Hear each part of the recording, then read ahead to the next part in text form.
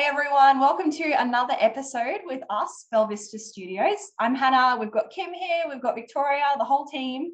And what we're doing in today's episode is we are celebrating 5 years of Bell Vista Studios running as an instructional design business. So it's very exciting. And what we're going to do is she is the founder of Bell Vista Studios and she has kept it running for those 5 years. And throughout that time, she has obviously learned a lot, has a lot of advice to share, and has been through challenges and changed the way she's done things to keep us running as a business. So what we're going to do, this is for anyone who would like to freelance as an instructional designer, who is freelancing as an instructional designer, who wants to start an instructional design business. This video will add value to you. So Victoria and I have prepared some questions for Kim to draw that value out of her. Do you want to ask the first question, Victoria? Yes. So my first question is, if there's someone out there who might be working full-time or part-time doing something else, but they know that they want to start freelancing, what are some small things they could start doing on the side to build up that momentum before they quit their job, basically? Yeah, good question. I would say you need to tell everyone that you can without, if you're trying to hide it from your job, not letting them know, but tell everyone you can, that this is your plan, this is your future, because people get really excited and inspired, and where they can, they want to help you. So they could be your first potential client, or they might know someone that is your first potential client. So when you run a business, you want to earn money because that's one of the basic needs. So you're going from secure money in a job to creating those opportunities for yourself. So you need to put your feelers out and try and let as many people as possible know, because it might be only one person that is a potential client or none. So first thing is that, even before you quit. But sometimes you might be in a circumstance where you are going from zero, and it's just tell everyone you know. I would definitely do number 2 is this the right decision for you? So really check on yourself. Why are you leaving a full-time or a part-time role where you're an employee? And you need to be honest with yourself. Are you running from something? Is it fear that is making you want to leave that situation? So really check in. Why do you want to get out of the current situation? And then the second part of that is, why do you want to have complete ownership on control and create whatever that looks like in a business opportunity for you? Because there's a lot to business. You can be really good at as an instructional designer or e-learning, but there's a lot when you run a business. You got to be marketing, you got to be sales, you got to be customer experience or customer service. You might need to be team member, team leader, hire subcontractors, contractors, all that sort of stuff. So there's a lot to business. It's almost like its own little discipline. So figuring out, are you running from something? And maybe you just need to check in, and is a business the right next step for you? Or is it just leaving a current job and going to something else? So figure out that why, and then why do you want to own your own business? Because a lot of people may not be the best business owner. There's aspects of that they really like. So how can you create that in another situation? So maybe you go and work for something like us, where you can have more flexibility and freedom in the workplace, more creative control, and work on certain clients and things like that. So yeah, check in as to why. They're the 2 things I'd say. Cool. Love that. Anna, next question. My first question is, how do you manage feelings of imposter syndrome?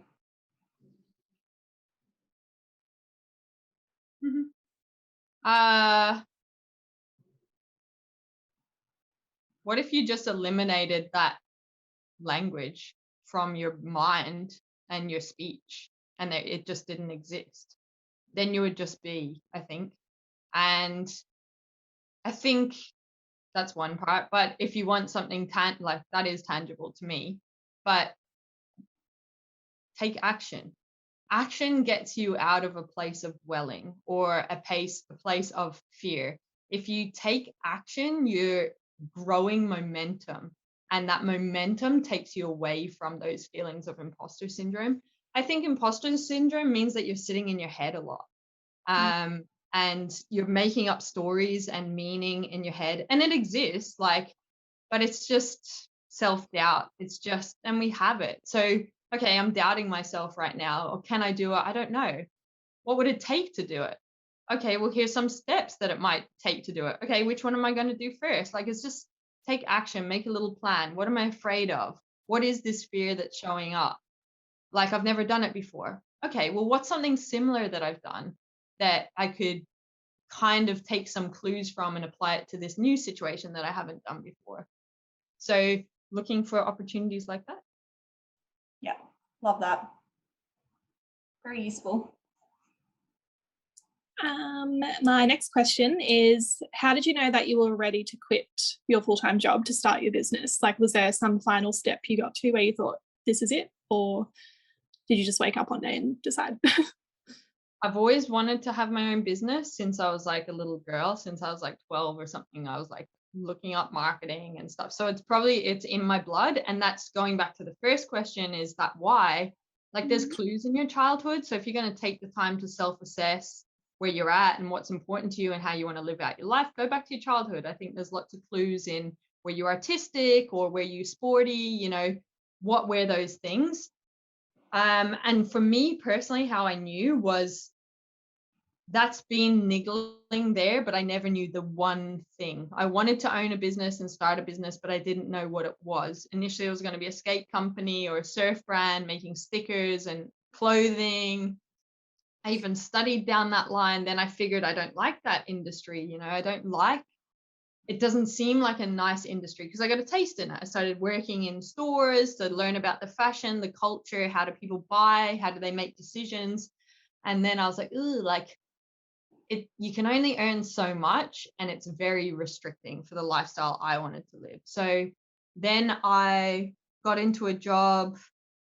Just basically, I started doing more of the things that I liked and less of the things that I didn't like. And I started to sculpt out a path, but it wasn't the thing. And as I started sculpting, I started to find and reveal things. I didn't know what e-learning was. Like, I literally found out e-learning like 3 years before I started the business, kind of thing. So, but it revealed itself to me. And there's clues from my childhood that e-learning is actually a good thing. Like, if I go back to when I was a little girl, I like used to play school. Like, when I was like under 10, you know, I was a teacher, and my freaking sister and her little friend were sitting down in front of my chalkboard. I don't know what we're teaching them. But like, there was clues back then. I was creative. I liked drawing. So the e-learning, the graphic design. And then it was like shaping. And it exposed itself. And then I was like, oh, I think I became disengaged as an employee at a job. And someone gave me an opportunity to go into another job in the e-learning industry. And I was really torn. I remember working with Hannah, I pulled her into the room. I'm like, what do I do? And I was like, I want to do my own thing. But I've also got this opportunity to learn from a business, because I didn't know at the time how to quote things. I didn't know how much I had an insight on how to charge, because people were vendors to where I was working. And then I said, maybe I'll give it a go here. I don't think I'm quite ready to go out on my own. It's a little bit scary. So I was disengaged. I was leaving that place. I was on the verge of, I'm going to go out on my own. And just as I was like literally within a month of like, I'm going to leave this place in a month and go out on my own, in that same month, an opportunity presented itself to learn from an e-learning business.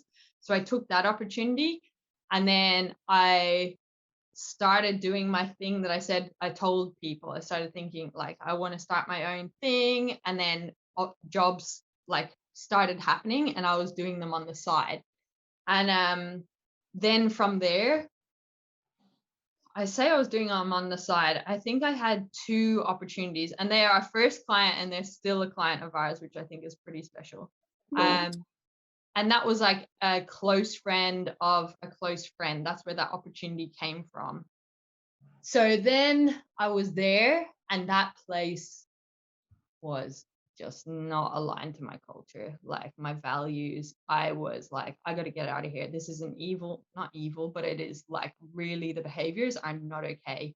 And I was like, I don't care now. I didn't have anything to go to. I literally was like, I'm out of here. Like I cannot, my like my values would not accept the behaviors I was seeing. And I hated it that much. I was starting to get like bummed out. I didn't want to go to job. I've been working since I was 13. This is a long story, but I've been working since I was 13, and I've literally taken 3 sick days up until that job. And I took 2 sick days that I wasn't even sick, because that's how much like I love working. But then they turned me around and were like, well, I was like, nah, I don't want to do sick. Like I'm like I was cheating the system kind of thing, because that's how much I didn't like being there. And so I was like, nah, I've had enough now. This is not okay. It's actually changing who I am as a person, and I'm not willing to accept that. So I literally was like, gotta go. And I made the decision to resign. And I was a little bit hesitant. Like I was like going out to nothing. I had no money, like I had savings. Nothing significant. I think I had like 10 grand. I always have had like 10 grand in my bank account since I've been young as my buffer, never go below that. So it wasn't like I could survive, right? And I was like, I'm leaving. And I remember talking to my parents at one dinner, like one night, and I was just like, oh, I said it confidently, I'm leaving, like I'm resigning this week. And I was actually kind of asking their permission or sensing them out to see is it okay? Should I do this? I don't know. I'm terrified of like starting my own business. What the hell am I doing? And they just kind of were like they literally were just like, and I was like, oh, okay, well, they're not saying no. So I guess I'm resigning this week. And so I resigned, and that was it. That was it. Then I was like, no turning back. And yeah, that was the decision. That's how I got there. It was always there, but it took enough pain for me to go, time to go now. I'm not going to accept this anymore. And the work that I wanted on myself was like, I don't want to die and have not, like a big thing for me is living a fulfilling life every day. And I'm not living a fulfilling life. And what does that fulfilling life look like? I looked at that 5-minute Start With Why TED Talk by Simon Sinek. And that really, I sat down for 2.5 hours one day, did that activity, and that revealed Bella Vista Studios. And yeah, here we are. I don't know if you want to go into any more of that, and hopefully there's something in the story. There'll be things will resonate. Yeah. Yeah, that's cool. I feel like everything lined up for you, and there was like little signs along the way of things that weren't working and things that you wanted to work that were like kind of coming to you. So I feel like that's really cool. I don't know where it came from, but I've always, since I was a late teen, done more of the things. This is adding value to my life. This is not adding value, and taking action towards or away from those things. And then I'm always paying attention to like, that lights me up, or I get pumped about that, or I really enjoy that, or anytime I finish that type of thing, like I'm really excited. How can I get more of that into it? So that's why I say there's clues in your childhood. You just got to take the time, figure out what they are, and then create the opportunity, because nothing is guaranteed. And even a job is never secure. That's why I like did my little air quotes, because nothing is guaranteed. So you're technically freelancing already, just for an organization. Yeah. That's the way I see employment. Yeah, that's true. I think what's like really cool about you, Kim, is you take full responsibility for your life. Like I've always really been inspired by that. Like the fact that you see that something is not the way that you want it to be, and you actually do something about it. Like even going through the process of watching that Simon Sinek video, and then like taking the time, even if it's just like 2 hours, to go through and figure out exactly what your ultimate life will look like, or your ultimate company. Like those actions, I think, can really help like lead you to where you need to be. So I think that's like a really good, like, I think it comes naturally for you, but it's also a habit you've built where you make sure that you like take action and do something about it. And I think that's what's led to such an incredible business that's been able to like survive through everything. Yeah. And I don't know if it's natural, but it's natural to my values. So that is the activity, is to figure out, well, what are my values? And I think like a common one is, everyone says family is my number one value, but like, is it your number one value, or is it because you're supposed to say that? Now, I don't want to like offend people by putting that out there, but it's like, is it? Like, is it your number one value? And why is that? How has it become your number one value? Is it because that's what you see out in the world? Is that because you've been told and people say, oh, my family is, I do everything for my family? I know I'm just picking that one right now, but what are your values? And my number one value is to feel alive. And I need to have a fulfilling life every day, so that if I die like right now, I know that the relationships and the people that I love, I've done everything with them and it's okay. That I have spent the day that I want. Like today, I'm on half day work because I'm doing an activity that's important to me that is completely unrelated to the business. Because now I'm like pumped after that, and I'm like going on and living. I'm living my ultimate life, and work is not the only aspect of our lives. So do a check. My decisions are a lot easier because I'm very aware of what my values are and the order that they are prioritized in. That's really cool. Mm. Is there like a resource or something that you would refer people to help them discover what their values are? Or is it as simple as them just sitting down and taking the time to actually think about it and list them out? Yeah, I'm trying to think. I read a book that kind of stirred an activity, and I'm gonna like summarize. I can't think which book it is. I'm looking at like 5 different books on the floor there.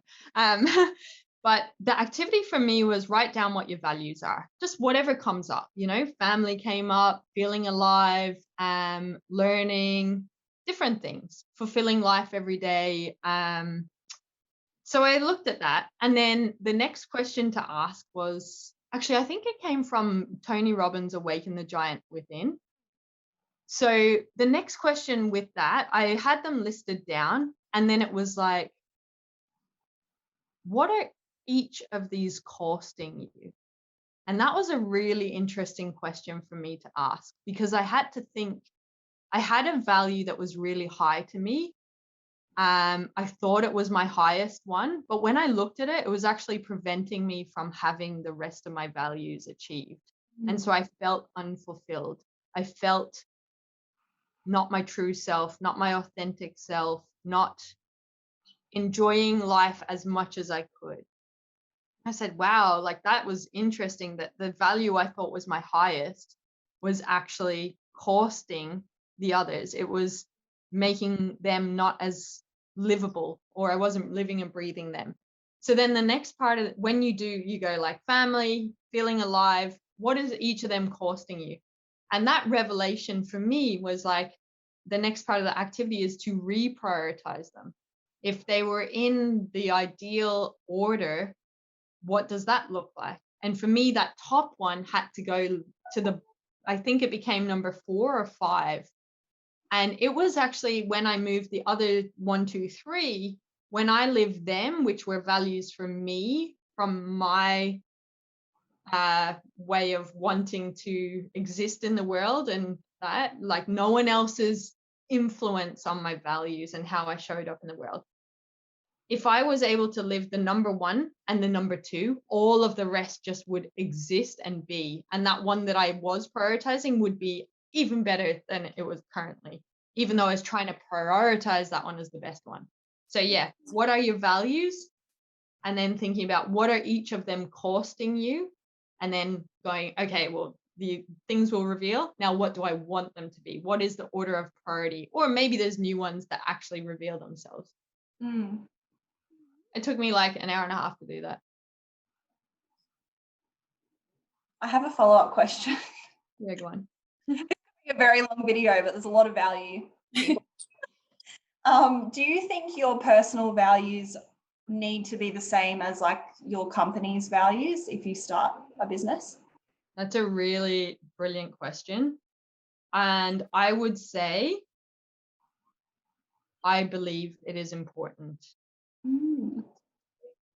And I think where that we've benefited is there's not really a difference between Kim Tui and Belle Vista Studios.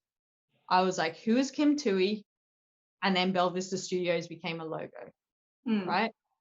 And the benefit of that is that I am myself 100%, well, sometimes I'm not, but like I am myself when I am a team member with you guys, when I am your leader, when I am your friend, when I am at home with people that I love, when I'm out getting my grocery shopping, when I am talking to clients, when I am getting sales, when I am doing these kinds of videos. So how easy is my life when I'm not pretending to be someone else? And because we spend so much time at work, I don't want to have two identities. For me, it is just makes sense for them to be the same thing. And I think we've done it really well because Kim and Belle Vista Studios are the same thing. What's really fortunate is that your personal values and who you are as human beings also resonate with Kim Tui's values. And therefore, we've just created a culture and an environment where we like mold together really nicely. So I would say if you're a business owner, why are you creating a business? Were you creating a business to create some sort of ultimate life for you? So of course, your values should be the same thing because otherwise it becomes a job. And I don't want a job. I want a lifestyle. So for that reason, the lifestyle that I've created is awesome. And a part of it is e-learning and instructional design and what we do. But yeah, it makes it a lot easier for me to make decisions. It makes me so excited to just get up and be myself all day in all things that I do. So I would say it is important to do that. There'll be definitely different things, but there's no misalignment about who I am. I'm always me in all situations in life. And that's just a breath of fresh air to be able to do other challenging things that come up. And I think what that plays out really nicely is like as well beyond us, you know, I've like, you guys are amazing. We are like a really special unit, but we're attracted to each other. We attracted that team, you know, there was you and I, Hannah, and then, you know, Vic was your friend. So it was already that I was like, well, Hannah's got a lot of good qualities that I really appreciate as a human and as a worker. And she has this good friend. So that good friend has to have something similar to me.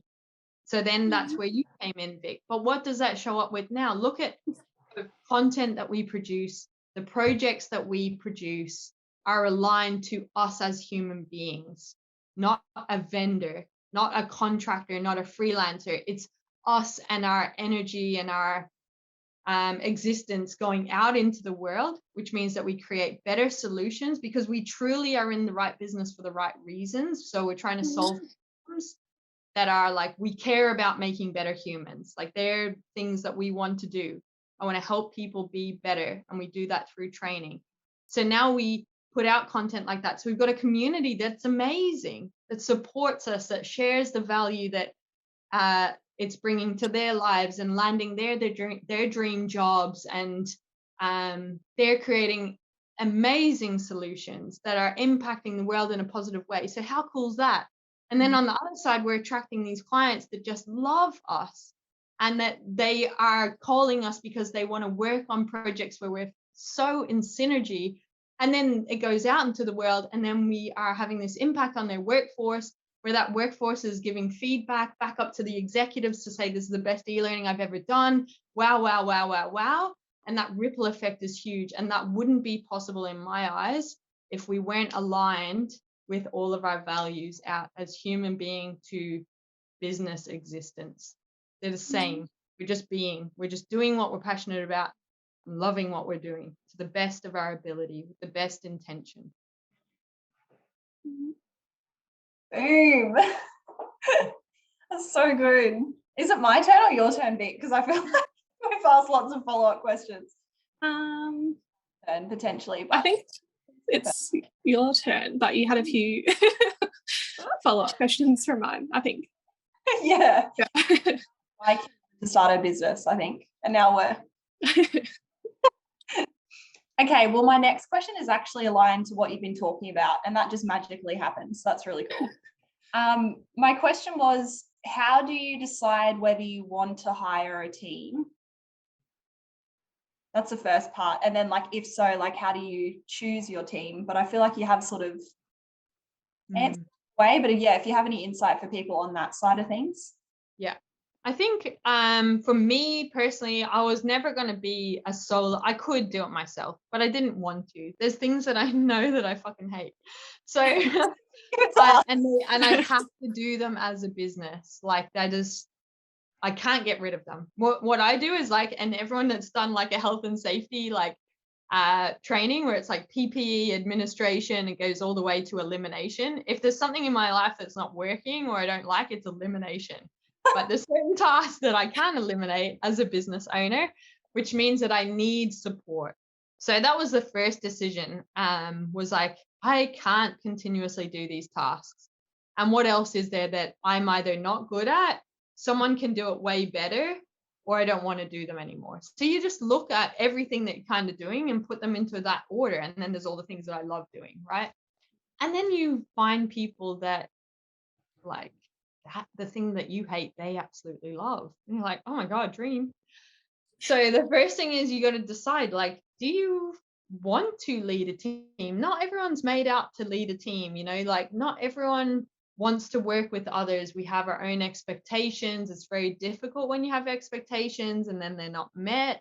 So is that a friction that you want in your life? Because people management is 30% of the business. You've got operations, so like client work, tasks, that sort of stuff. You got strategic, which is working on the business. How do we get more business? How are we reinvesting back into ourselves to grow and to continue to sustain? And then there's 30%, which is your people. So it's a lot of time if you're doing your business right, because a lot of people tend to sway into that operational side and spend a lot of time there. Then they like get fatigued and it just is a job.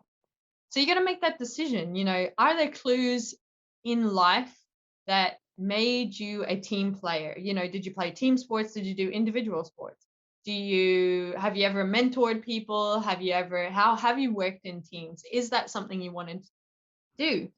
Do you want to be the face? Like, maybe you don't. Like, for the longest time, Victoria never wanted to be on video, you know, and she hid behind the background and we forced her to be there. And that's the power of being a boss. So it's great.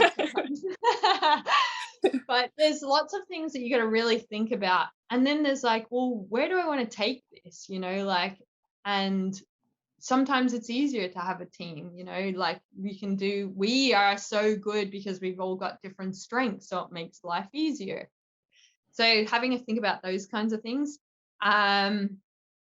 And I think you get to a stage in your business, especially because you normally start off as a solo where you're like, I am taking on too much, or I don't want to do this anymore. And then you are at that position and it's like, well, can I get rid of these tasks or do I have to do them? And then you're in a position to hire. And then you think about, are they going to be a team member, or are they just a freelancer or a virtual assistant or someone else that's out there doing their thing? And maybe they have other people that they serve as well. So it's not as a unit, like we're talking every day, we work together, that kind of stuff. So we are a legit team. So there's that. And then there is, how do you hire a team? So for me, it was always going to be value based. Like, I have to like the person. So I have to, and I think it's experimenting. So you guys have come on very differently. So I knew nothing about Vic. Hannah and I worked together in an organization for a couple of years. I remember when I first set eyes on her, love at first sight. There was a spark about you as a human that I just connected to. She was bright-eyed. She was like enthusiastic. She tried hard. She had a work ethic. And then we started to work together. And then we like became like, I was your supervisor sort of thing. And we kind of progressed and developed in that world. And this was when I was starting to think I'm going to start my own business. So then I was like, she'll be my first employee. Like, we connected as humans. I saw characteristics, behaviors that I appreciated in a team member. and then would appreciate in my life when I future thought about it, that could add value and support and hold my hand and be at the same kind of level to go with me on that journey, to help me live my ultimate life, and in return enable you to live your ultimate life. So that was one aspect of it. And then the other thing was, when I look at like Vic, how you've come on, it was major trust for Hannah, and we needed support. We needed more work. And I'm a, what do you call it? Like a late adopter. Anything comes out, like we've just started a Facebook group. Like I've never been on Facebook. I didn't have social media for the longest time. I don't buy things. I don't know about the latest shows, all that. I'm a late adopter. So what I'm doing is I'm sitting back and I'm observing. And so I sit back and I observe. And for the longest time, I didn't observe anyone that I would willingly say, hey, could you just help me with this 1 hour task? Because they just didn't feel right. All the things that I had from Hannah, I wasn't seeing that out in the exposure to humans that I had. And that's why I find it hard to recommend people now as well, because like I don't have the evidence or experience to go, I would definitely go, they're going to deliver with work ethic and they value themselves as a human being and all that sort of stuff. But with you, Vic, like it was an experiment. I had a little bit of a desperation. It came from a place of, I don't want to do this task anymore. I need anybody in the world. So I scrolled like through 50 pages to find you. No, I don't. There was a little bit of like, we need support, because I was future pacing to like, Hannah and I will get burnt out. And there's also like, we could do this, but we're not like fully connected to it and we needed help. And I was like, I don't want to do that anymore. Definitely not me. And it wasn't fully aligned to Hannah. So then I was like, well, I had heard whispers that you were unhappy with where you were working. And I was like, if Hannah's a good human and has all these work ethic things, I'm going to see if her friend that she like has been friends with for a long time and maybe looking for a job probably is aligned similar to her, and it's worth a try. It's worth taking and gamble and experiment on someone, because some of the main things that are important to me, I think you're going to have. And then it was like, we'll give it a go. And same deal. It was like a couple of hours, try this.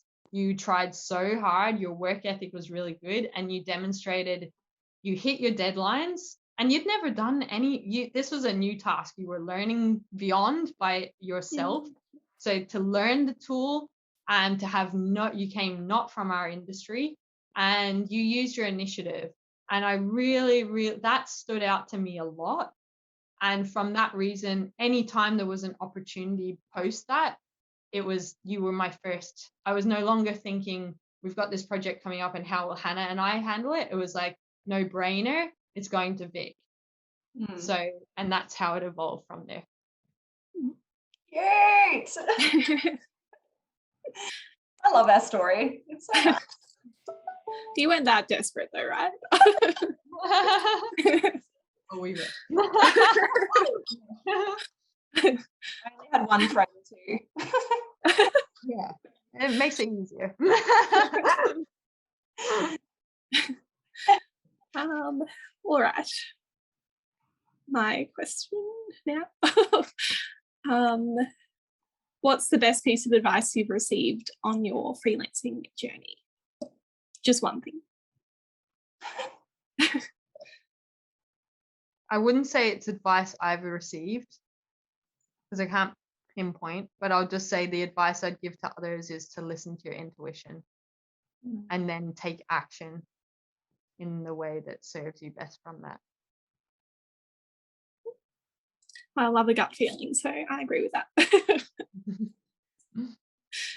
All right. Well, my question is, what habits do you need to build to keep a business running? Oh, so many. I think there's that disc profile, like I don't know what it is now. Direct, maybe. There's like the people one, there's the system, and then there's like, I don't know, like a little bit like conservative or something. I can't remember. They're not the words, but it's like that's kind of the vibe of each of those like little quadrants. And when I was an employee, I was highly people orientated and directive. And now I am definitely not that. I am like, I was anti-systems. Fuck that. My brain was like a scatter, and I was like just existing and doing my thing. It was working for me, but I've become very system focused. And someone I was coaching recently said, God, Kim, you're like very system focused. And I was like, whoa, what's that about? And that comes down to a value. And one of my values is to make life as easy as possible for myself. And a lot of the habits that I have are around how can I minimize the pain or the discomfort or the things that I don't like so that they're not like that. And they're the things that I can't get rid of. There's certain tasks that you guys can't do. There's certain things that we have to do as a business. So now I have like them in my calendar. And this is the number one thing anytime someone is part of our freelance mastermind or part of coaching for business stuff. The number one habit that you have to get into is scheduling your time. You need to set up systems and processes that work for you, align to your values, and align to your outcomes, whether that's delivering on client tasks, business building, all that sort of stuff. So your schedule has to be set up. When I go back to those three things of people time, strategy time, operational time. So we have like a couple of examples that are in our week. Is like our catch-ups. You each get individual catch-ups, that's people time. I have buffer time in there to be able to support each of you for any ad hoc questions that come up, that coaching. We create studio insights as people time. Operationally, I'm not available 100% of my day to work on client tasks. Only a segment of it is, because I've got to spend my time in all three segments. So whereas you guys might be at like a full 8 hours, I might only have 2 hours for client work some days, and some days I have 6, or I need to shuffle that around. So the habit is really like figuring out where do you need to be spending your time so that it is filled with joy. Number one, that goes into your calendar first. And then it's around setting your business up for the future. So business building activities, for example, I do them every day, business building activities. And then the third part is like scheduling and client time. So I'll just focus on your schedule and setting that up so that you're spending your time in the right way, because if you focus too much on that operational side, you will go out of business, or it will be very, very hard to enjoy what you do. So number one, schedule in your joy. Yeah, love it. I think that's important, because if people have been an employee for a certain amount of time and they haven't managed a team, or they haven't deal with like the business side of things, I think would be like easy to be in that mindset. Like I personally would just like get the work done and forget about the business and the other stuff, other things. So I think it is like, it's like a breakdown of what's important. Yeah.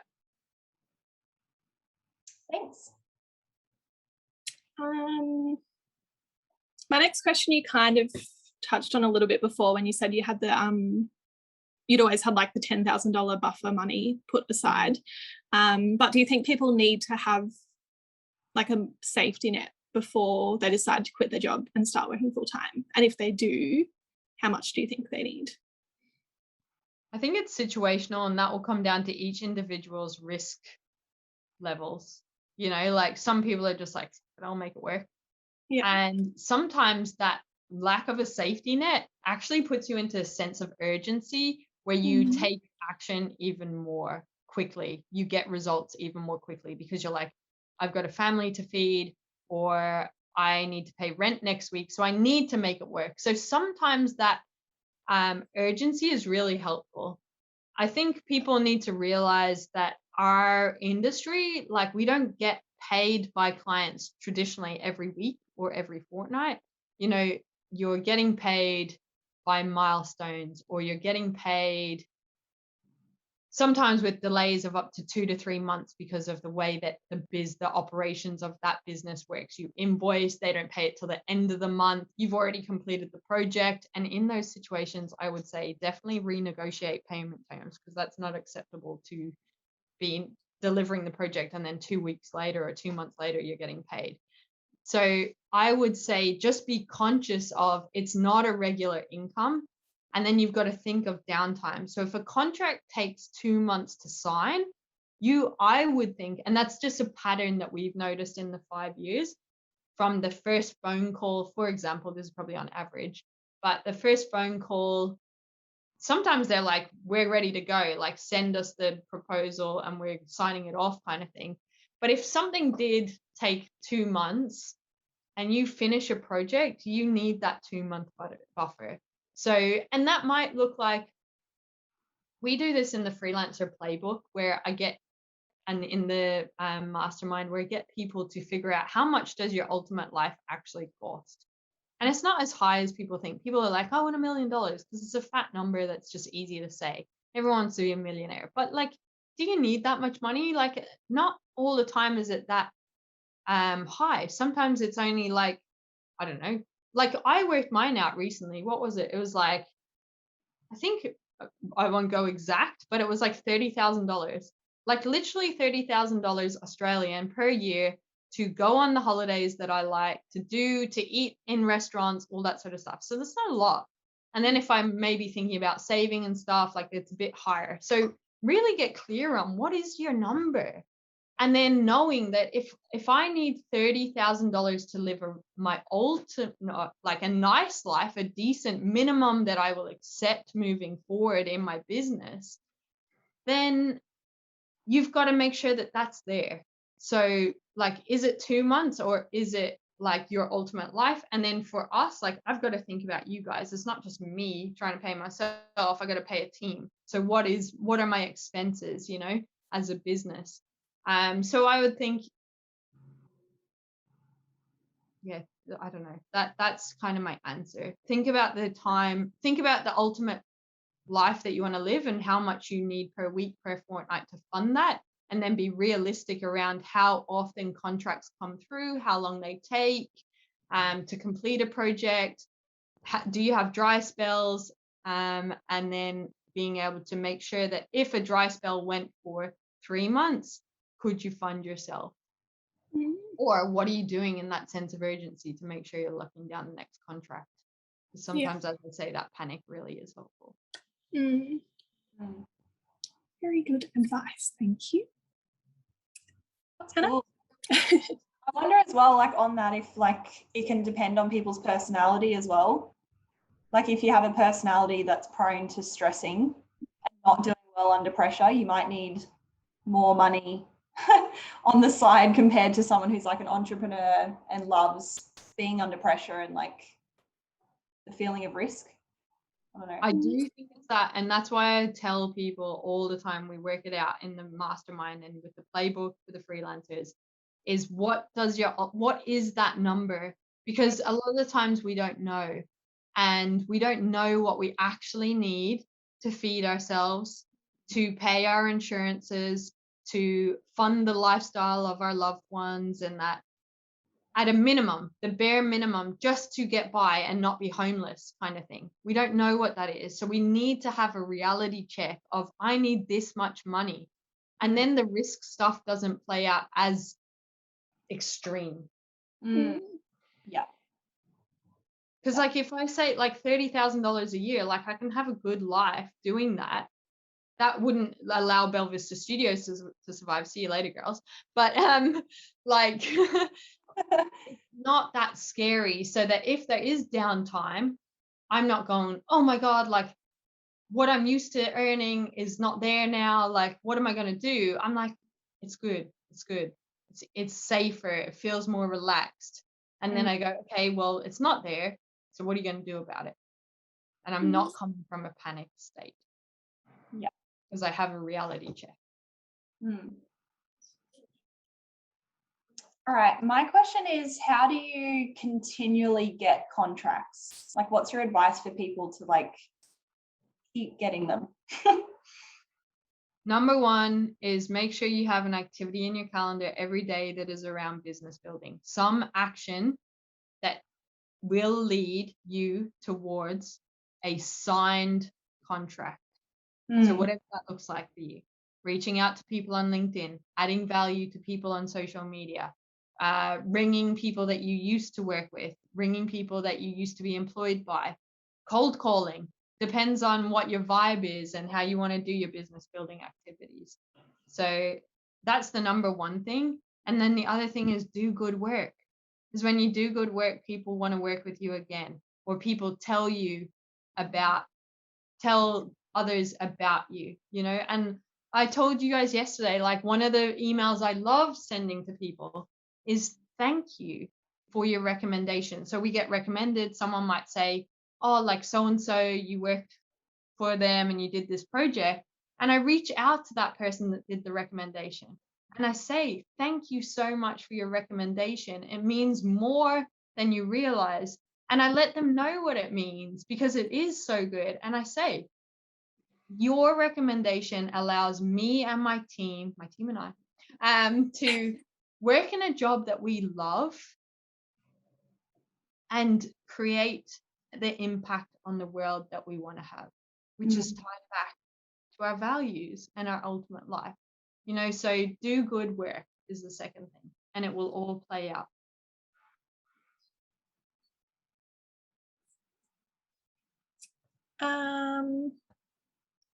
My next one is I feel like you have kind of touched on this as well.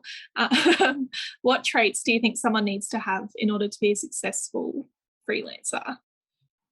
And it could be their personality or like what skills they should have.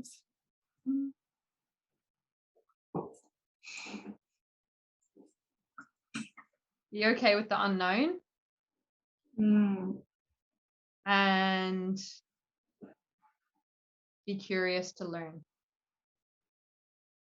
That will solve all your problems. Easy. We could do it. I don't know about the unknown. I'm scared of the unknown. Good with the unknown. We're halfway there.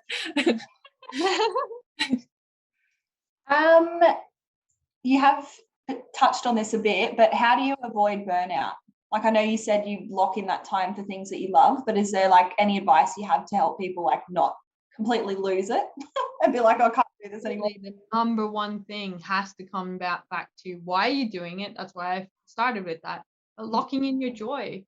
The number one thing that gets scheduled into my week and my future months is the joy moments, is the weekends away, is the catching up with my friends that I love, like, and I have a good time with, catching up with the people that I love, like going out for dinner dates, that sort of stuff. That goes into my calendar as a priority before any other stuff comes in. And when I do that, because it makes it easier, right? If I'm accountable, the ones that slip are like my walks, because I don't like exercising. And I normally do them by myself, like, or sometimes I do it with another person. But if I'm accountable to someone else, a dinner date, for example, I can't say, oh, I'm too busy, you know, like, oh, work's taking over. Like, it's harder to say that. Whereas the walk, if I'm like in the zone with a task, I'm like, oh, skip it. It's okay to skip it. So number one, prioritize joy, get it into your calendar. When you're building this habit, you need to have your accountability buddies, like do things with others so that you make sure that that joy comes in. And then the rest, that just makes it like, that's where the blend comes from, right? Like, because when you have those in there continuously, it just feels like life. You're just existing in the life that you love. And like for me, I know what's really important to me. I've identified, you know, like travel is really important to me.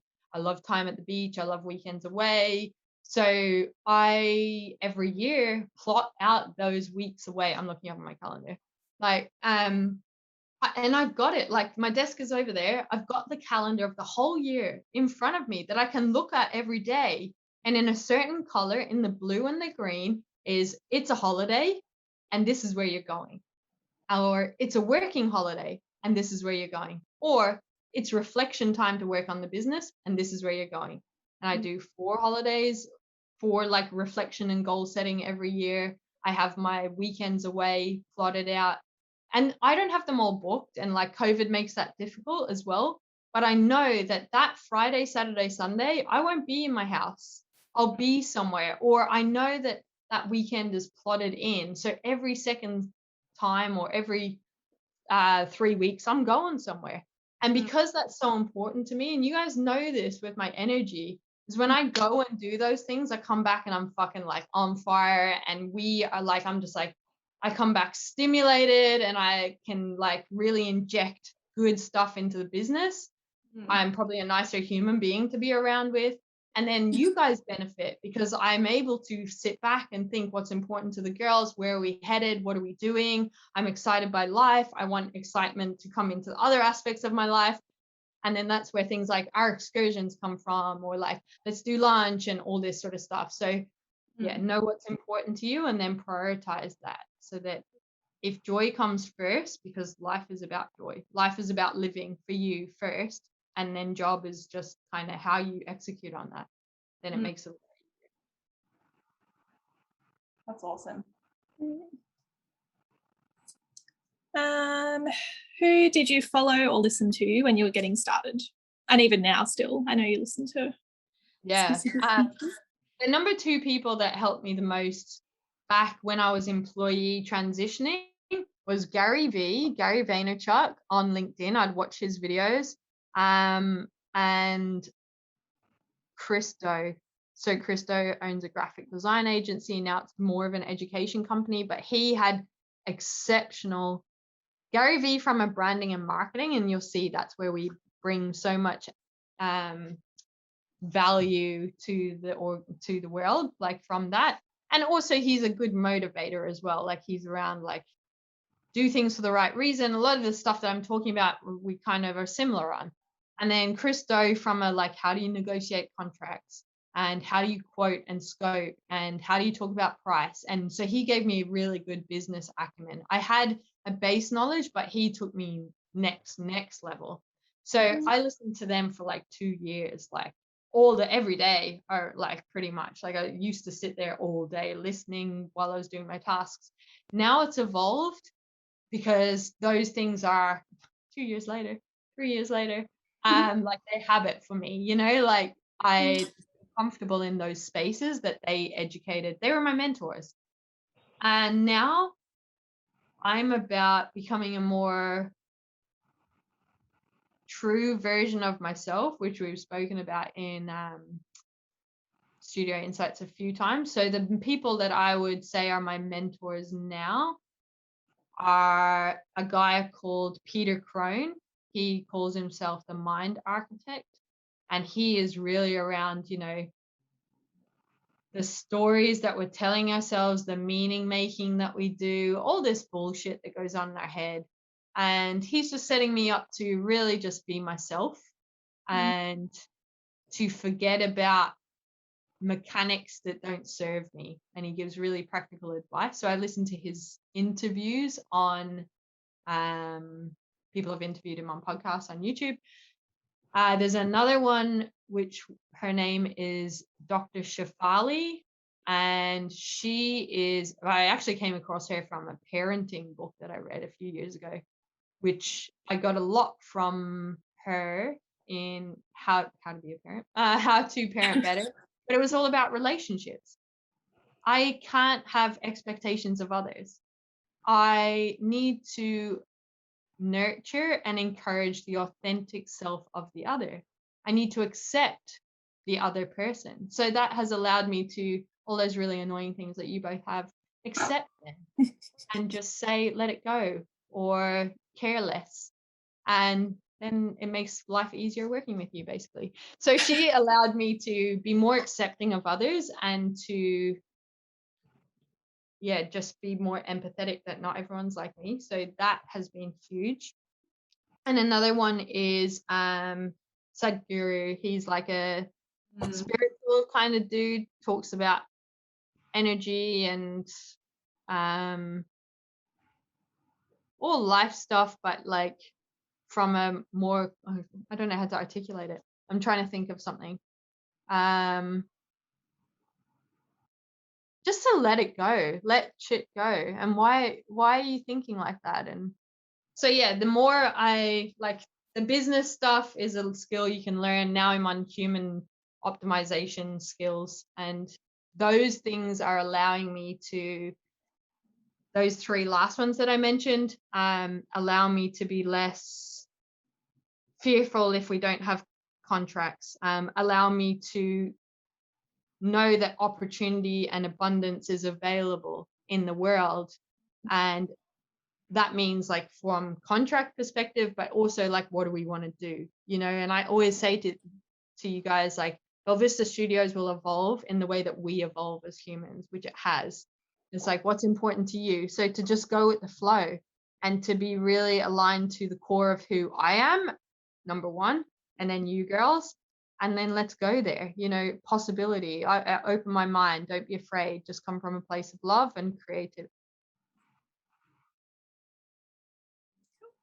Thank you. You are very hard to work with, Vic. I will. A well-behaved child. I'll give you that parenting book. It'll teach you how to while accepting her little shit. How's your energy, Kim? Are you ready for more? Yeah. Okay, my question is, how do you build long-term relationships with your clients that leads to future work? There's like, I'm so mindset, hey, but there's the mindset stuff, which is be your authentic self, do good work.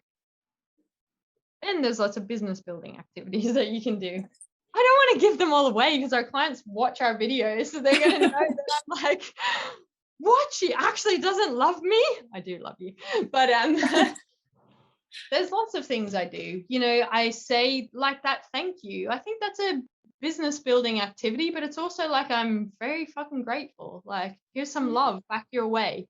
I check in with clients. Like, you know, we launched that big project a month ago. How's it going? Like, we haven't forgotten about it. Like, what's the word on the street? What are your employees saying? So I do things like that. And I think when you're just a human who is curious and like trying to do good work, you naturally reach out in those ways as well. So it's more of a partner relationship as opposed to a vendor relationship. What other things do I do? I check in with clients. Like, we produce so much good stuff. So when we create something cool, whether it's a resource or it's a video, and it reminds me of a conversation I've had with the client, I reach out and I go, hey, I know that you were struggling with this a while ago. Like, our team has this resource that might add value. So I do things like that to, you know, add value to their lives. Yeah. Nice. Love it. If you could start Belvista Studios all over again, would you do anything differently? Do I have anything? I don't know. What's my situation? Why am I starting over? Or like go back in time, you mean? Just if you could, yeah. If there was the option. Would I do anything differently?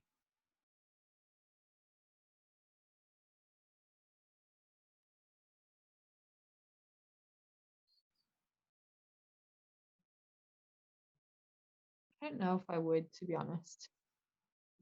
I think one of the things that I hear a lot is like, and I'm a little bit of a Scrooge, like personally in my money, I've always like grown up to like save every 2 cents. And like, it's a big deal when you get another dollar in your bank account. So I think in the past, I've been very hesitant to spend money on things. And I remember like probably the first time when I was like, yeah, go for it, was like when you guys were like, oh my God, look at Canva. And I was like, oh, fuck yeah, that is good. And like, it's $150. It's nothing for the year. And that was the first time I was like, go for it. It was like, in the past, I'd be like, justify why, you know? So I would say, don't be afraid to spend money when it is an investment back into the business, because a lot of people won't get an articulate license, or they won't get a some sort of tool, because that $1,000, $2,000, $3,000 that you have to pay upfront that exists for 12 months and allows you to live your ultimate life seems like a scary expense. But you've got to think about it differently, and you've got to change your mindset around that. So I'd probably encourage people to reflect on how it will add value and spend the money. And all your money, but like, there are things that will make your life easier. Go for it. Like, on the scheme of $150, how many, we're in Canva multiple times a day, you know. Like, getting the second articulate license was a big deal for me at the time. And I was like, well, like, we need to, because if I don't get it, it means that two of us, this was back in the day, like when we only had two people, two of us can't be working on 2 client projects, so we're restricted to the income that we can make. So just thinking about it a bit differently. I wouldn't change much, but I'd say, and this is just something I'm working on personally, spend a bit more money where it's going to add value. The return on investment is justified. Yeah. I feel like that's good. That's not like a huge change to make. And it's something you can do at any time, really. Like, it wouldn't have necessarily changed where, like, we've ended up by you not doing that earlier, kind of thing. Yeah. It just means going forward, we can maybe do some things easier if we find more things to buy. Now you'll probably clip this video and be like, remember when you said this, Kim? Well, Yeah. this is what I spend my money on. I'm like, yeah. But then also, like, there's discounts as well, like being savvy around, we don't have an annual Shutterstock license, we have a monthly one, or casual one, sorry. Shutterstock on their website give you a 10% discount on every time you purchase. So doing that, you know, and we have a casual one because we don't always use Shutterstock, and we allow time when we have a license to go in and get fucking heaps of shit, so that we can use those 350 downloads, you know. But now I'm just like, it's a client project, it's built into them. Yeah. I think it's a good starting point though. Like, I like that you've always been very thoughtful around what we spend money on, because I think, like, it would be really bad if someone just said yes to everything and saw everything as like bells and whistles and we have to have that or I'm not going to succeed. Like, I think over time, like, the subscriptions and the things that you're buying can add up and prevent you from moving forward or like surviving as a business. So I think that is a strength of yours, the fact that you're very thoughtful. But I also see what you mean, that, yeah, it's cool that it's like you're getting the right balance now of like, we can buy things and it will add value. But I think I like that thoughtful part, thinking about, do we actually need it? And is it just because it looks really cool? Like, what would we actually use it for? Like, being really realistic around it. Yeah, don't go crazy on like a really expensive website or logo. Like, you can get really freaking good websites, or sorry, logos for like $25 on Fiverr. You know, there are ways around it. So, but this is my mindset about money, is like, so it's my personal philosophy on money. So you have to figure out what yours is, but I don't think you need to go excessive to achieve results. And I'm about achieving results with minimal money, because minimal expenses, because the money that I want to hold for us is a lunch date or something like that. So I'm kind of weighing up where I want that money to be. Yeah. Cool. All right. Is it my turn? Yes. Well, it's around like boundaries. Like, what boundaries do you think you need to set to survive as a business? Oh, okay. So what is a business? A business makes money and produces something. So you need to know what that something is. Is it services? Is it a product? Which ones is it? Which ones is it not? So get very clear on that. There's certain things that we don't, like, we've done VR, but we're not a VR company. You know, we've done AR, but we're not an AR company. So and that was when I was kind of a little bit unclear, and it was new and I was experimenting, and then we experimented and I was like, it's not us. There's people that do it better. So if we ever need solutions that do that, we'll hire them. So getting clear on what are the services or the product that you offer and that you don't. And then how do you make money for that? What was your question again, Hannah? Sorry. It's around like what boundaries you'd need to set. Yeah. So I think that's good, like boundaries around what you're actually going to work on. Is there any other boundaries that you set with like clients potentially? So you're not like working all these extra hours and not getting paid for it, or Victoria and I aren't messaging you at 11 o'clock at night asking for help. Like, you know what I mean? Like that's opened a can of worms now. Yes, there are lots of boundaries, as Hannah has now pointed my attention to. Well, where to begin? I'll just close off. So if you're a product or service, you got to make money. One of the main things that we do in the freelancer mastermind is around that. What is your figure? And you now know even if you don't do hourly rates, you now know your lowest hourly rate that you need, and you never go below that ever again, because you know that that's the figure you need to fund your ultimate life. So that's a good one around money, because people are like, oh, I'll do it for free, and I'll try get the experience, and there's the presented opportunity of future work if I do this one at a lower rate, for example, or this is a friend, so I'm going to do them a favor. No, know your worth and know what you want to live and exist for, and charge for that. In terms of boundaries with team, there are none. We have no boundaries. The boundaries. What are some good boundaries we've set up, I guess? Well, I think like when we have days off, we don't message each other. That's a good Except one. for that one time. When we learned the lesson. So yeah, we don't message outside of hours. We use Skype. I took that off my phone so I don't get distracted by notifications. We know not to message people on our days off when we're on holidays. We communicate, this is why you could call me, and otherwise we've done the work before to make sure that that doesn't happen. We know, I don't know, what else do we have? I think another important thing is when you start a business, knowing your niche or the area of work when you go back to the services and products that you want to provide and you don't want to, saying yes to projects and saying no to projects. And when you're clear on that, it makes it a lot easier. Like, we don't do that kind of work. Or if we're going to do that kind of work, it would mean that we'd need a partner or we'd need a subcontractor. How do we feel about that? Is that something we want to do? Or is it anytime, like we've recently just discussed this, if a tender is put out and it means that we would need to be flying around the country to facilitate workshops, do we want to do that? Nah, we don't. So then we don't respond.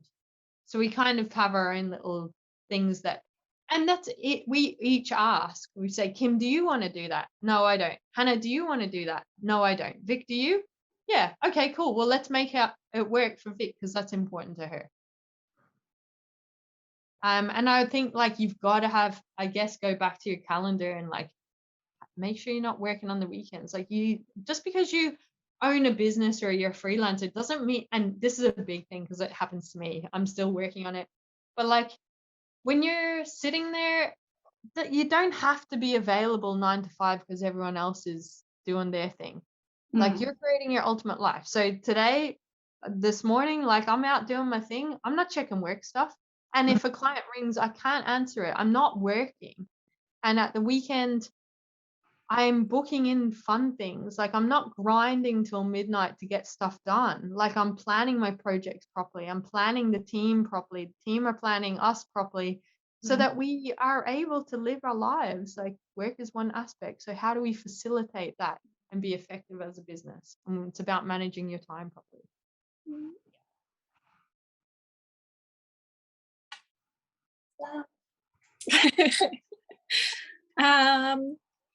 Again, my next question you have kind of touched on, I think, in other answers, but you might have more to add. But it's around how you manage fear. So like quitting your job when you haven't started a business yet, finding clients, winning projects, taking on employees, that kind of thing. But I feel like you did, when you were talking about imposter syndrome, I imagine it would be kind of similar, like figure out what action you need to take and then take it. And that gets you out of your head a bit. Yeah, good summary. Anything else, Tad? Oh, it's always just like, I'm coming from a place of fear right now. What does love look like in this moment? And go take action on what resonates from that. And sometimes it is like, yeah, I'm fucking shit scared of this. What does love look like in this moment? Well, go chill. Go watch something on Netflix and chill right now because you're not ready to deal with it. And that's okay.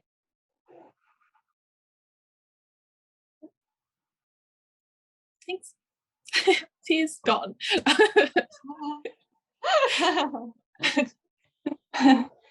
I always say, like, I feel like we're all going to die one day. I know it's so like hectic, but I'm like, we're all going to be dead one day anyway. Absolutely. That works for me anyway. It might work for some people. Yeah, you got to think about that thing that jolts you, you know, like I think about the people I love dying and I'm like, fuck, go do something. Jesus. Yeah. What if they did die? What would you regret? Fuck, I'd have regrets. Okay, well, take action so that you don't have regrets. Yeah. Okay, this is my last question. What advice do you have for people who are starting a business or freelancing that don't understand like the legal side of things and they're feeling a bit overwhelmed? Like they don't want to get sued or they just, because I would be like, I'd have no idea. You have a video on this. I think it's around contracts or something. You know, YouTube freelancer playlist. Go watch that video. It will definitely help you. We also have a resource on the Creator Hub, which is the contract and statement of work template. It's basically a list of questions to help you think about your situation and the risks that may arise and helps you plan to do something about them. So they would be the two places I would go. The work's already being done for you. It's all being shared from, we've gone through that. So yeah, I'd point you to those two resources. Awesome. Thanks. I have two questions, but one of mine you kind of just answered.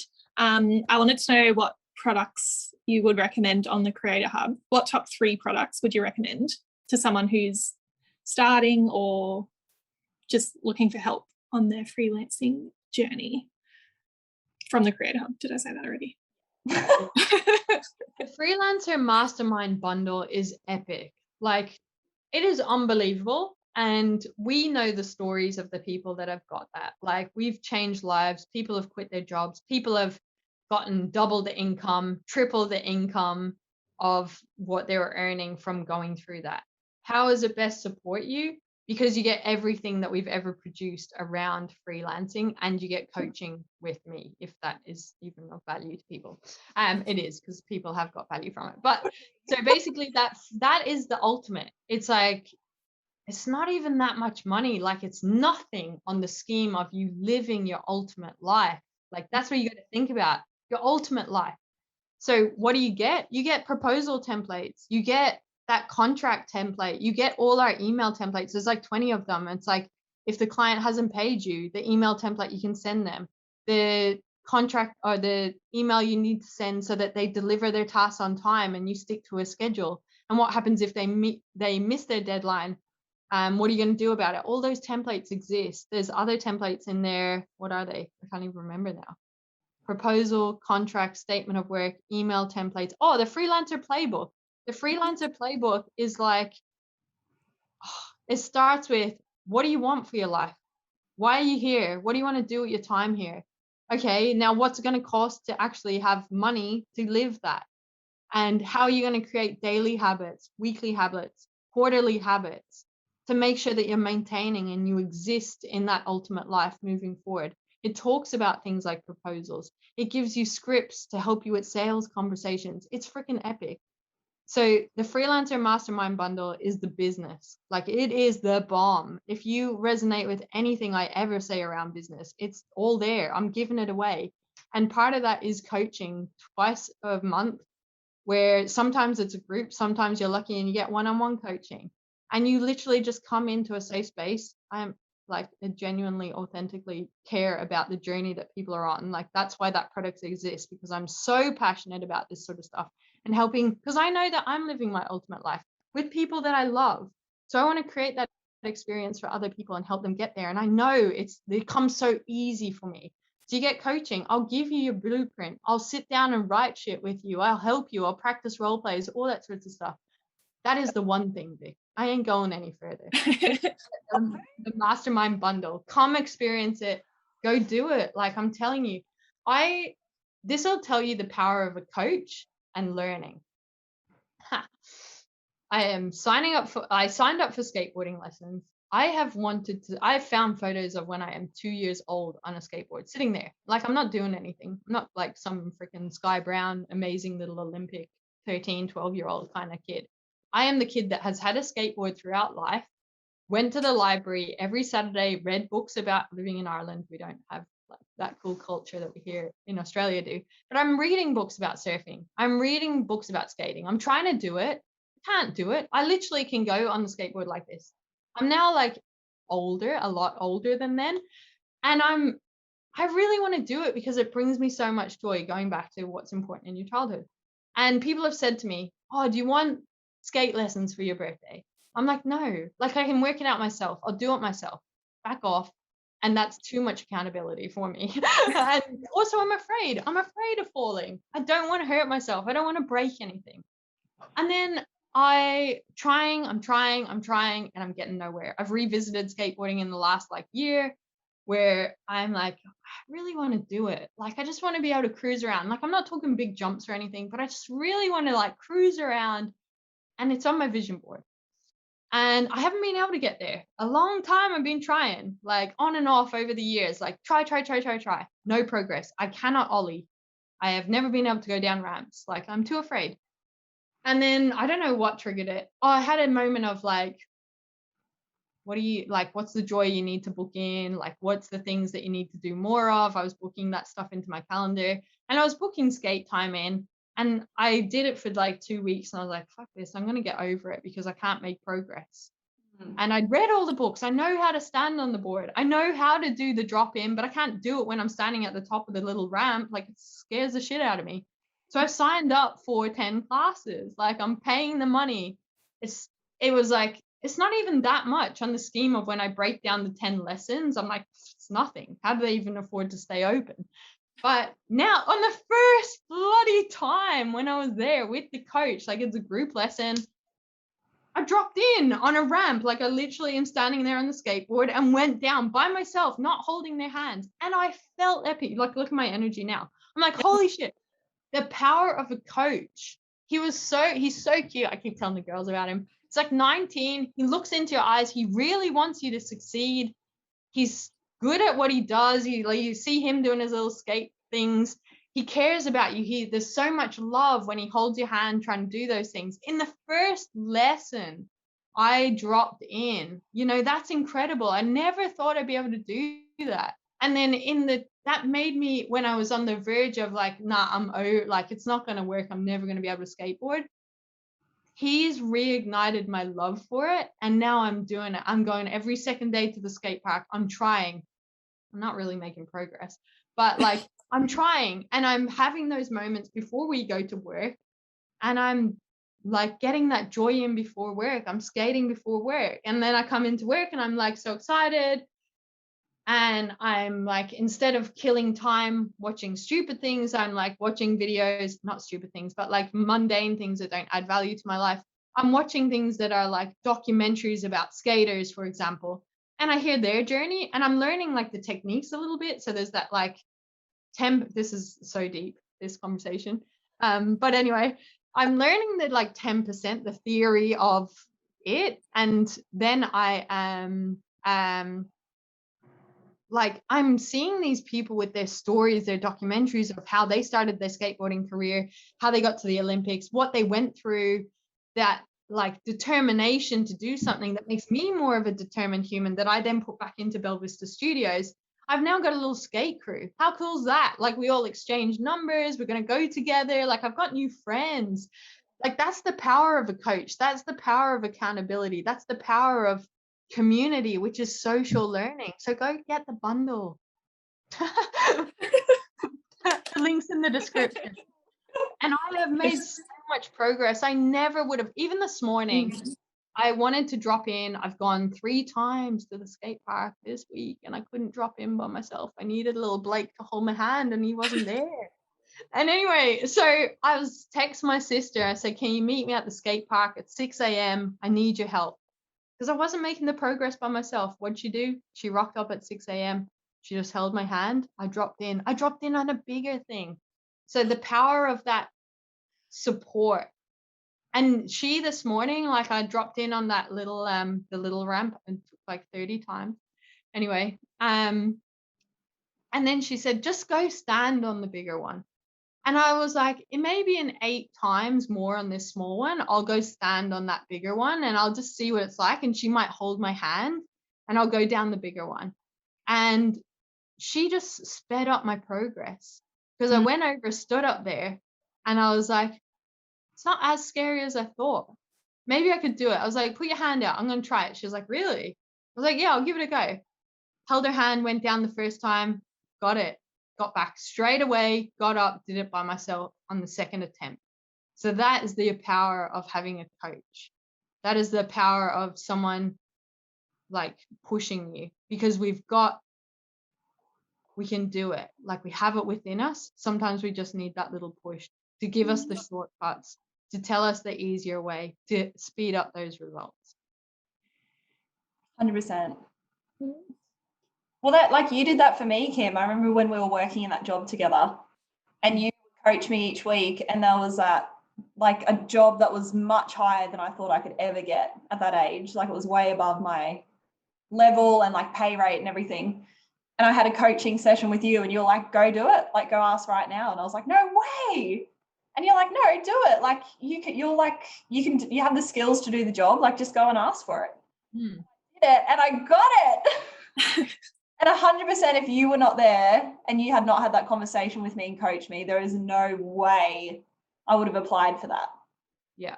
And that like started my confidence in work. Like I was like, oh my God, like I can actually do this. Like how cool is this? And from then on, it's just like added so much value to my journey. So I 100% see how a coach and doing that freelancer bundle will add so much value to people. Yeah. And you had a desire, right? Like she was like, oh, like I remember, I think you even had the role statement or something. Or no, it wasn't even that. We were talking about something else. And like, I was just like, what about that job? You know, and you were like, oh, like it was an inkling, but you weren't going to do it unless you're pushed, you know? And it was like literally just like, go ask after this conversation. It wasn't like you needed to be coached on how to have the conversation or whatever. You just needed that little push. Yeah. And then the rest of it, you did it yourself. Like you prepared for the interview. You did the interview yourself. You got the job, you know, like that push. Yeah, I remember that where we were sitting and everything. Yeah, me too. Jurassic Park, wasn't it? Good times. Okay. Last question. So my last one, which is just to like finish it off nicely and maybe sum up the 5 years. What are your favorite things about being your own boss, having your own business?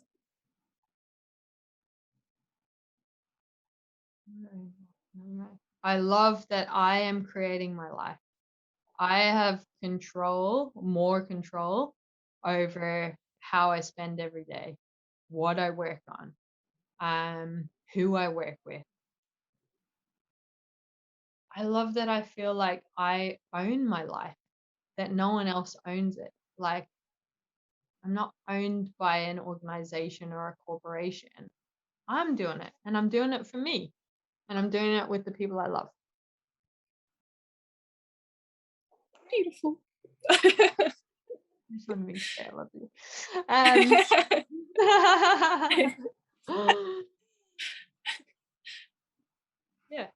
You do it for the right reasons. What do you want in life? Go get it. Like that is as simple as it is. Like you choose. You want this? Well, choose and go get it. Yep. And that little like, yep, that's why you don't that you do get it. But, I want to ask you guys, like, if you think about who's gonna watch it, like, how long are we into this video? I don't even know. Like hours. How long? Well, I think it's been like an hour and a half, maybe. Oh, okay. It doesn't matter. There's so much value in here. Like, and you've got to like look at things like the passion, where I light up. All those things are clues like that. Do it for the right reasons. What would you say for people that are listening, like the freelancers, consultants, people that might be in their business a while, they're feeling a bit fatigued? Sum up the things that resonated for you that you would share. Like this is the core takeaway. Just focus on this for now.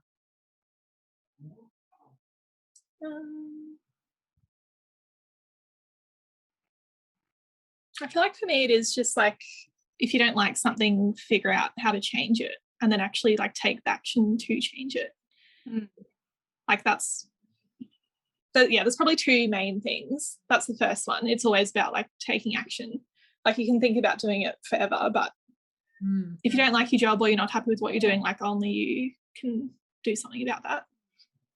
So that's one thing. And the other thing is about being your authentic self. Because I feel like what you said with that about having like your values, Bella Vista Studios values, and like our own values, like that does just impact every single day. Like I don't come to work and feel like I have to like watch what I say or even like how I say things. Like this conversation, like this whole conversation is exactly the conversation we have off camera. Like we're not like putting on a show or anything. Like it's just, you say what you think when you think it. Luckily for us, it's all worked out because we all have those values where what we say like resonates with each other kind of thing. But yeah, I feel like that for me, that is like the key to actually being happy in whatever job you're in. Like as long as you're being you and you're like allowed to be you, then I don't really see how you could be like unhappy. Very Vic. That whatever long up until that, Vic just summarized basically the essence in 1 minute.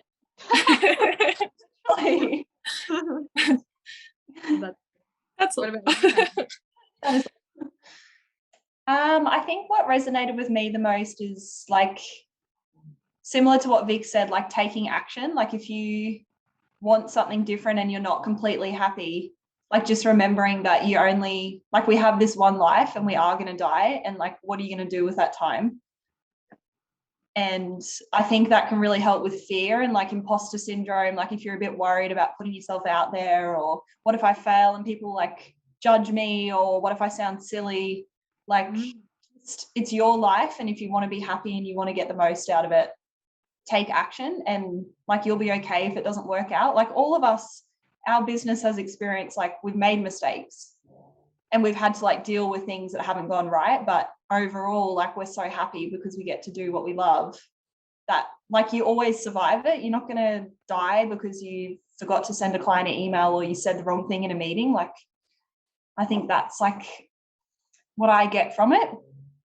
And I think like just taking the time to stop, like when you said you did that Simon Sinek sort of session where you like figured out what was important to you, like I think that is so powerful because a lot of people don't even know what they want. And I think that enables you to figure out like what are you passionate about, what are your values, like how much money do I actually need to live, like all of those things. I think once you know that, it will like motivate you to do something because you know what you need. And then yeah, authenticity.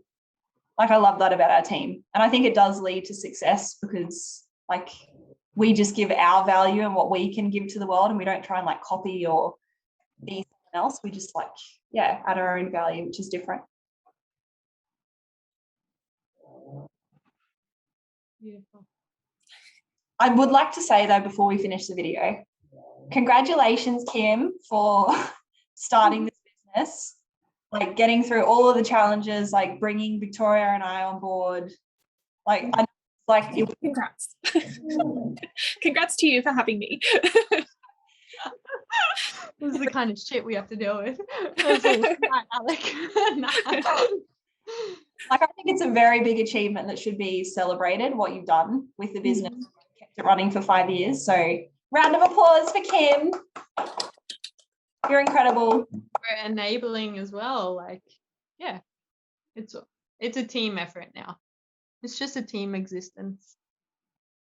We do it.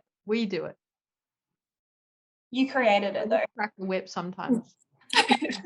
I believe in these two so much. Sometimes they don't. So then I have to like give them a big kick up the arse. Yeah. Do you have words for the listeners, Kim, before we finish the video? I have definitely said what I need to say. All right. Well, thanks everyone for tuning in. Good luck with your journey. Take action. Listen to the amazing advice that Kim has shared. She is epic. And yeah, bye. What's up, awesome human? Thank you on behalf of myself and the Belle Vista Studios team for continuously choosing to learn with us. We really appreciate it. If the tips and the insights and the context resonate with you and you want to take your skills to the next level, or you want to make your life way easier, you will love our Creator Hub. The Creator Hub is a place for people like you and us. Basically, it's the stuff that we use internally at Belle Vista Studios, and then we just share it publicly with you. The Creator Hub is created by instructional designers for instructional designers, and what you'll love there at the moment is we've got a quiz, Could I Be a Better Instructional Designer, that has so much tips in the feedback if you're interested in human-centered design or just taking your skills to the next level in terms of the solutions you're creating and the problems you want to solve. But in there as well, aren't we cute? That's us. But we've got the coaching courses, freebies, give us gratitude, and also we've got some templates. And basically they're always around the lens of learning experience design, instructional design, and e-learning. So a human-centered design focus is very much what we're about at Belle Vista Studios. So putting your learners at the heart of a solution and creating something for their needs. So there's the human-centered design stuff, and then we've also got the business stuff. So this is the stuff they don't teach you about when you want to become a freelancer or a consultant in the instructional design world. So go check it out. The link is in the description. You can check out everything that is available for you. Thank you for choosing to learn with us. Continuously invest in your skills. You will be rewarded as an instructional designer. Share this stuff, share it with other people, because when we are better instructional designers, we create better solutions that create better humans, that create a better world. So we have a very important role, and I'm excited to be on this journey with you. Have an awesome day.